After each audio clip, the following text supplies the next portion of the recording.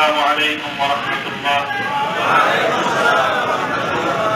نحمد الله تعالى ونصلي على رسوله الكريم. أما بعد، أعوذ بالله من الشيطان الرجيم. بسم الله الرحمن الرحيم. قال يا أبت هذا تأويل رؤياي من قبل قد جعلها ربي حقا وقد أحسن بي إذ أخرجني من السجن. صدق الله العظيم. কথা আসলে আমি এই মুহূর্তে যত কম বলবো তত ভালো। আমার মহিবীর এবং যারা আমার এই দীর্ঘ 3 বছরের কারা যন্ত্রণা, কারা ভোগ, এই দুঃখ দুর্দশার যাতাকল থেকে মুক্ত করার জন্য অহর্নিশ ছুটেছেন, তারা তাদের সাথে সবটুকু ব্যয় করেছেন এবং আমরা আমাদের এই দুঃখ কষ্টের চরম পর্যায়েও বাইরে যারা দৌড়ঝাঁপ করতেছেন তাদের কষ্টটা অনুভব করেছে। যখন একদিন শুনতাম যে আজকে জামিন হওয়ার কথা, মাহফুজ সাহেবের মতো মানুষ একজনের তালিতে গিয়ে ঘন্টার পর ঘন্টা দাঁড়ায় থাকছে, দেখা করার সুযোগ পায় না। এই কথাগুলো যখন শুনতাম দিন একটা দুমড়ে মুছতে যেত। গোটা আলেম সমাজকে কতটা কেউ প্রতিপন্নতে করা হয়েছে বা আল্লাহ রাব্বুল আলামিনের কাছে আমি এর বিচার চাই, আর কারো কাছে না। কথা তো আসলে বলি, আগেও যে বলেছি হয়তো বলার মধ্যে অনেক ভুল ত্রুটি ছিল, বলার আন্দাজ, বলার ধন সলিকা ছিল না। অনেক সময় বলতে গিয়ে হয়তো যেভাবে বিনয়ের সাথে বলা দরকার সব সময় হয়তো আমরা বিনয়ের সাথে বলতে পারি নাই। আমাদের দুঃখ কষ্টগুলো অনেক সময় আমাদের মুখের ক্ষোভের ভাষায় প্রকাশ পেয়েছে, এগুলো আমাদের ভুল। কিন্তু একটা কথা কখনো বলছি এবং এই 3 বছর তারা ভোগ করার মধ্যে থেকে অনুভব করেছে এবং আজকেও বলছি যে আসলে সব কথা আমরা সবসময় খুব সুখে বলি না। আমাদের যে খুব বলতে মনে চায় সেজন্য বলি না, তা না। সেজন্য বলি, বলতে মনে চায়, বলতে সুখ লাগে, আনন্দ লাগে, এই জন্যই সব কথা বলি না। আমি বুঝতেছি যে আমি কারাগারের প্রত্যক্ষ কারামুক্ত হয়েছি। আমি পরোক্ষ ভাবে কারাগারের শৃঙ্খল এখনো আমাকে তাড়া করে দিচ্ছে। আমি সব জানি, সব বুঝতেছি যে আমি এখন কোন পর্যায়ে দাঁড়িয়ে আছি, কোন দেশে বসবাস করতেছি। এই দেশের সার্বিক পরিস্থিতি সম্মুখ না হলে যথেষ্ট অনুভূতি সেই ব্যাপারে আমার আছে। তবে একটা কথা কি, অনেক সময় মনে হয় এরকম, যখন ইসলাম, আল্লাহ রাসূল এবং আলেম ওলামাদের সঙ্গে তাচ্ছিল্যপূর্ণ আচরণগুলো যখন দেখি, তখন নিজের পরিণামের কথা আর ভাবতে ভালো লাগে না। নিজের কি হবে সেটা ভাবতে আর ভালো লাগে না, এই জন্য বলে ফেলি। জানি না আগামীতে আমি কতদিন এভাবে নীরব থাকতে পারবো, আমি জানি না। আমি বলতে পারি না যদি এভাবেই আমাদের আলেম ওলামাদের সাথে আচরণ করা হয়। আমি আমাকে কোরবানি করে দেন বা কোরবানি করেছেন, কি করবেন, কি করবেন, কতটুকু করবেন আমি জানি না।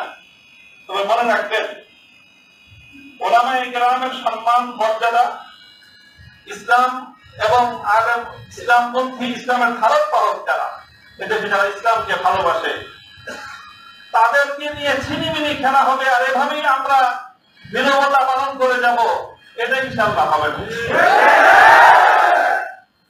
একটা জিনিস কি মনে রাখবেন, যে কিছু মানুষকে আল্লাহ পাক রব্বুল আলামিন সর্বযোগী তৈরি করেন যে তারা কিছুটা ঝুঁকি নিয়ে সামনে অগ্রসর হয়।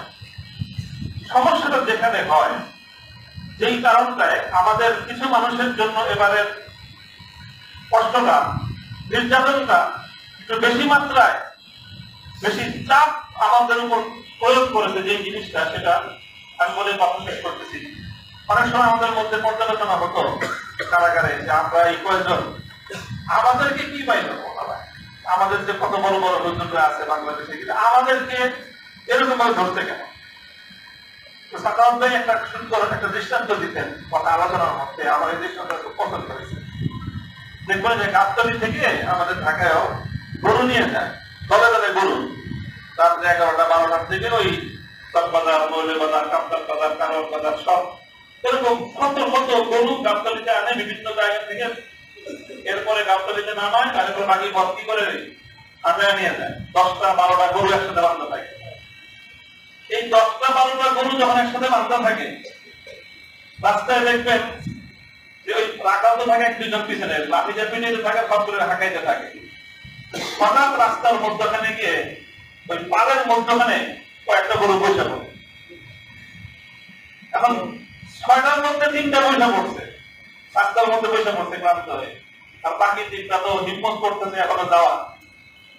কিন্তু যখন 3টা বসে পড়ে, বাকি 3টার উপর যে কি প্রেশার যায় ওই 3টা তখন বুঝতে পারে।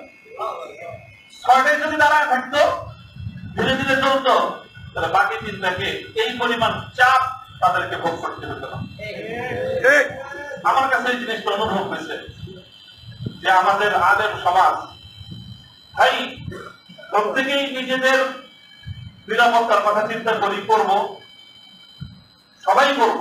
নিরাপত্তার কথা আমি চিন্তা করি না তা না, আমিও যদি আগে থেকে বুঝতে পারতাম যে আমাকে এরকম ভাবে তারা চাপে ফেলবে, হয়তো আমি আরো আগে আরো ভয় পেতাম। আমি যে ভয় পেয়ে নেই তা না, আমি যে 3 বছরের এই কষ্ট, এই কষ্টের যে আমি একদম খুব মানে সাহসের সাথে মোকাবেলা করেছি সেই কথা আমি বলবো না, সে কথা বলার অবকাশ নাই। তবে একটা কথা এটা মনে রাখবেন যে এই বাড়তি প্রেশারের কারণ হলো আমাদের মধ্যকার ওই যে 3 জন বসে পড়ছে রাস্তায়, এই জন্য বাকি যে 3 জন দাঁড়ায় আছে ওই 3 জনের উপর তাদের 3 জনের খরচ পড়ছে, যেই 3 জন বসে পড়ছে ওই 3 জনের খরচ পড়ছে, বাকি সবগুলোর খরচ পড়ছে, ওরা সব বসে পড়ছে, তুই দাঁড়ালি চেষ্টা। এটা হলো সমস্যা। যারা অন্তত আগামী দিনে যে কোনো ভাবে জাতীয় নেতৃত্বের সামনের সারিতে আসবেন, যেভাবেই আসেন, নেতৃত্বের সারিতে আসার অর্থ এটা নয় যে আপনি হেফাজতে ইসলামের আমির হইতে হবে, মহাসচিব হইতে হবে, তা না, অথবা আপনাকে কোন সংগঠনের আমির মহাসচিব হইতে হবে, তাও না। যারা যেভাবে নেতৃত্বের সামনের আসনে চলে আসবেন, বিভিন্ন বিভাগীয় পর্যায়ে, জাতীয় পর্যায়ে, আপনাদের কি কথাটা মনে রাখতে হবে যে আপনার দুর্বলতা শুধু আপনাকে নিরাপদ করে তা নয়, এবং আপনার দুর্বলতা আরো 3 জনের জন্য বাড়তি ঝুঁকি তৈরি করে। কথাগুলো ওলামায়ে কেরাম আমি বলতেছি এখানে সবাই গভীরভাবে অনুভব করবো ইনশাআল্লাহ। আল্লাহ পাক রব্বুল আলামিন আমাদেরকে হিম্মত দান করেন, তৌফিক দান করেন, এবং কথাটা ছিল এই চূড়ান্ত।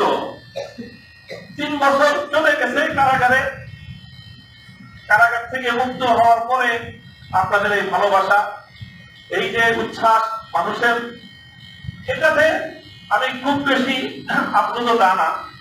তবে আমার কাছে মনে হয়েছে বারবার যে দুনিয়ার এই 3 বছরের কারাবন্দির পর এই উচ্ছ্বাসটা কতটা আনন্দের। তো সত্যিকার আনন্দ তখন হবে যখন কবর, আসর, ফুলসেরাত পার হয়ে জান্নাতে গিয়ে প্রকৃত মুক্তির স্বাদ যেদিন আস্বাদন করতে পারবো, সেদিনই হবে আসলে প্রকৃত মুক্তি। যদি আমি সেই মুক্তির কোন পথ ব্যবস্থা না হলো, আপনাদের এই অভিনন্দন, আপনাদের এই সংবর্ধনা, আপনাদের এই উচ্ছ্বাস 2 পয়সার কোনো মূল্য লাগে না। সকলেই যেন আমরা সেই চূড়ান্ত মুক্তির পথে সামনের দিকে অগ্রসর হতে পারি, এবং যারা সত্যের পথে চলে তাদের হাতকে শক্তিশালী করার জন্য, তাদেরকে সাহস যোগানোর জন্য, তাদের উপর ঝুঁকি তৈরি হলে সেই সময় নিজে যেন বাড়তি ঝুঁকির কারণ না হয়, বরং সেই সময়ে তাদের সহযোগিতা করার জন্য পাশে দাঁড়ানো উচিত। তাহলে পরিস্থিতিটা অনেকটাই সহজ হয়, অনেকটা সহজ হয়।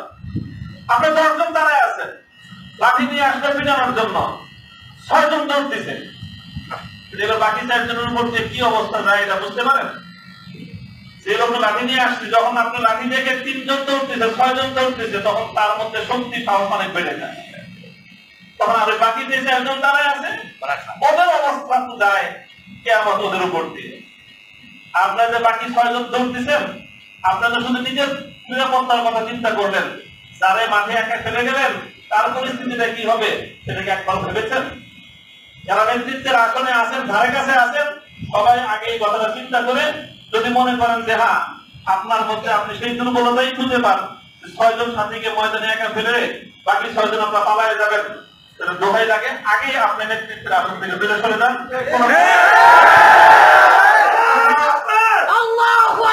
কোথাও অনেক দিনের ক্ষেত্রে অনেক রাস্তা আছে, আপনি ইসলাহ নফসের জন্য খানকা করেন, আমরা ইনশাআল্লাহ আপনাদেরকে বায়াত করে দেব। আপনি আরো অনেক কোন ক্ষেত্রের ময়দান আছে। আপনি যখনই নেতৃত্বের কোন একটা জায়গায় থাকবেন, তখন আপনাকে মনে রাখতে হবে যে আপনি হয় বাতিলের মোকাবেলা করবেন, আর না হয় আপনি আপনার সাথীর জন্য আরো বড় কষ্টের কারণ হয়ে যাবেন। কোনটা আমি হব আপনি হব সেটা আমাদের বিবেচনা করা উচিত। আল্লাহ পাক রব্বুল আলামিন আমাদেরকে তৌফিক দান করেন। যারা সাথীরা আমরা ছিলাম একসাথে কারাগারে থাকার মধ্য দিয়েও আমাদের মধ্যে এক ধরনের আত্মার বন্ধন তৈরি হয়েছে।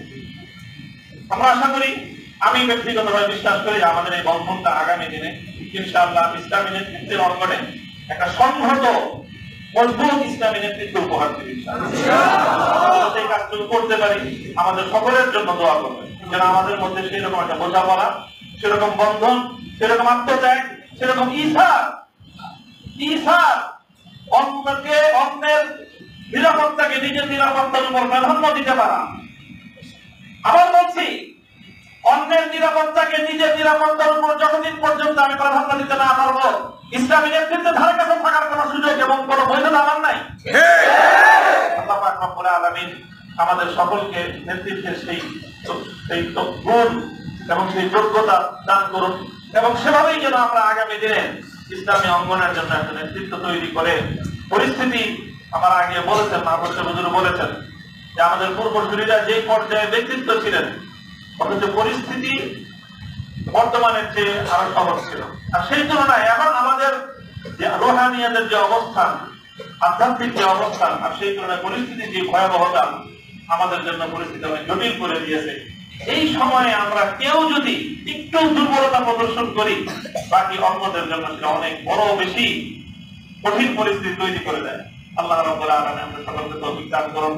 যারা এই প্রচন্ড গরমের মধ্যে আজকে সারাদিন, কালকে সারা রাত আমার মুক্তির জন্য এবং আমার মুক্তির পরবর্তী এই আনন্দের মধ্যে আপনারা যারা অংশগ্রহণ করেছেন, আমাকে উৎসাহিত করেছেন, আমার সহকর্মী এবং আমরা যারা কারারুদ্ধ ছিলাম একসঙ্গে, আমাদের কারা সহযোগীদের আপনারা উদ্বুদ্ধ করেছেন, আল্লাহ পাক রব্বুল আলামিন আমাদের সকলকে জাযায়ে দান করুন।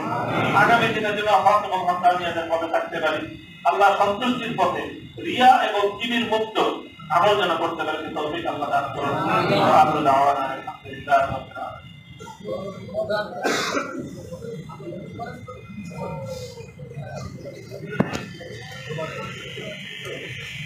اللهم صل على محمد وعلى آل محمد كما صليت على إبراهيم وعلى آل إبراهيم إنك حميد مجيد.